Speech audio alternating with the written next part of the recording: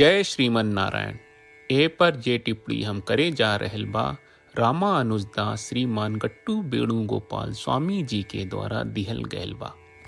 अध्याय 11 विश्वरूप संदर्शन योग श्लोक 14। ततः स विस्मयाविष्टो हृष्टरोमा धनञ्जयः प्रणम्य शिरसा देवं कृताञ्जलिः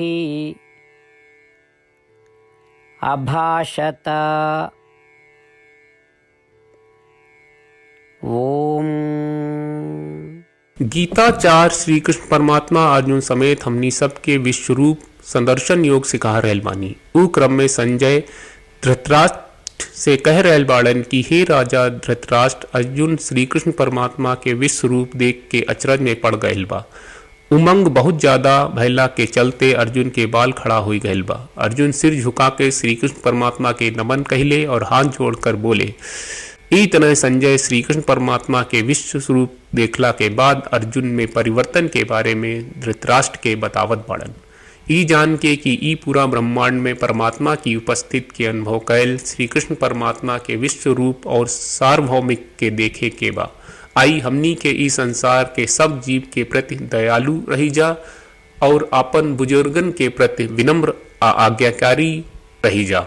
श्री कृष्ण परमात्मा आ श्रीमन नारायण के प्रति समर्पण करत आपन जीवन के सार्थक बनावे के प्रयास करत आई हम संजय के शब्दन के श्लोक के रूप में जैसन बा वैसन ही दोहरावे के कोशिश करी जा। ततः स विस्मयाविष्टो हृष्टरोमा धनञ्जयः प्रणम्य शिरसा देवं कृताञ्जलिः अभाषत।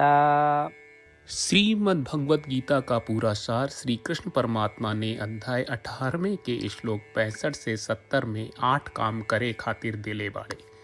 श्री कृष्ण कहले, हम ओ लोगन से प्रेम करनी जो लोग इन 8 बातन के मान तारे। हम ओ भक्तन के हर तरह से रक्षा करब। श्री कृष्ण परमात्मा के द्वारा बोलल गईल संपूर्ण भगवत गीता सुनला के बाद अर्जुन कहले, करिष्ये वचनम त्वा, जेके मतलब बा कृष्ण मैं उही करब जौन आप कही। यही कारण बा श्री कृष्ण अर्जुन के हर तरह के सफलता आ विजय प्रदान करेले। आई परमात्मा के आपन व्रत देई कि हमनी के ये 8 गौ कर्म के पालन करी जा। ई वचन परमात्मा के देवे से बड़न कौनो पूजा तपस्या यज्ञ नहीं। हम 8 प्रण कहब जौन हमनी के करे के चाहिए। आप सब कृपया इन्हन के आपन दिमाग और दिल में सोची।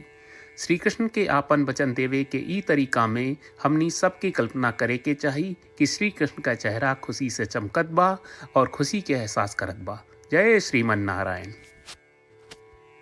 यहाँ हमनी के 8 वादा बा। हमनी के पहला वादा, हे श्रीमन नारायण, आपका निर्देश के मुताबिक हम हमेशा तोहार ध्यान करब और तोहार बारे में सोचब। हमनी के दूसर वादा, हे श्रीमन नारायण, आपका सलाह का अनुसार हम हमेशा आपका भक्त रहब। हमनी के तीसर वादा, हे श्रीमन नारायण, हम आपन सब काम तोहरा सेवा के रूप में और तोहरा संतुष्टि खातिर करब। हमनी के चौथा वादा, हे श्रीमन नारायण, जैस की आप माने के कहले रहलू, हमरा बहुत विश्वास बा कि हम आपके होई और हम हमेशा आपन दोनों हाथ जोड़ के आपके नमस्कार करब और आपकी पूजा करब।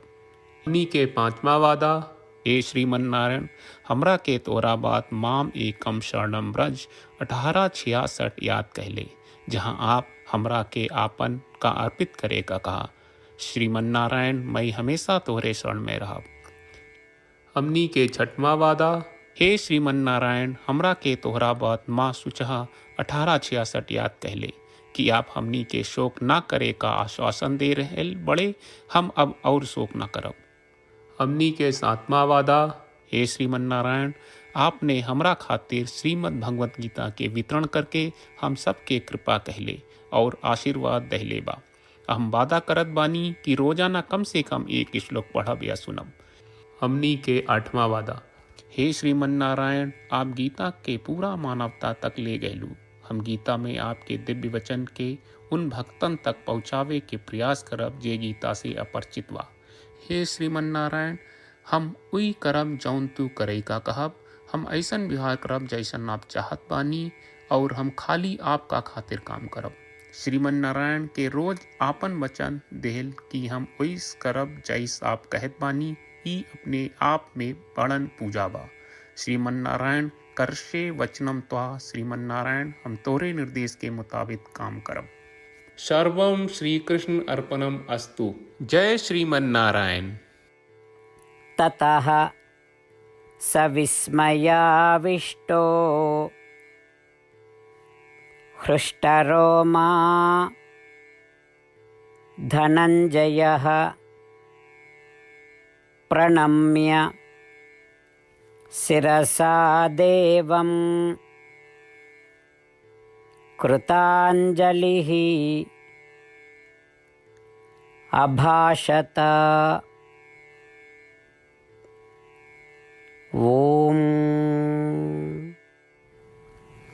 ततः स विस्मयाविष्टो हृष्टरोमा धनञ्जयः प्रणम्य शिरसा देवं कृताञ्जलिः अभाषत।